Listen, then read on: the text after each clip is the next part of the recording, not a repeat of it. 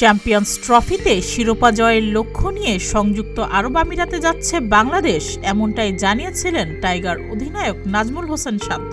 যে প্রত্যাশা নিয়ে আসরে খেলতে গিয়েছিল টাইগাররা, তার সিকিভাগও পূরণ হয়নি। বাজে পারফরম্যান্সে ব্যর্থতার গ্লানি মেখে দেশে ফিরছে নাজমুল হোসেন শান্তর দল। চ্যাম্পিয়ন্স ট্রফির শুরুতেই ভারতের কাছে হার দিয়ে শুরু করে বাংলাদেশ দল। এর পরের ম্যাচেও পাকিস্তানের মাটিতে নিউজিল্যান্ডের কাছে হেরে ছিটকে যায়। শেষ ম্যাচটি ছিল পাকিস্তানের সঙ্গে রাওয়ালপিন্ডিতে।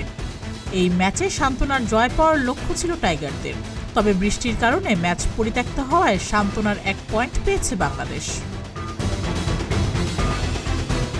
তবে ম্যাচ খেলতে না পারায় হতাশ বাংলাদেশ অধিনায়ক নাজমুল হোসেন শান্ত।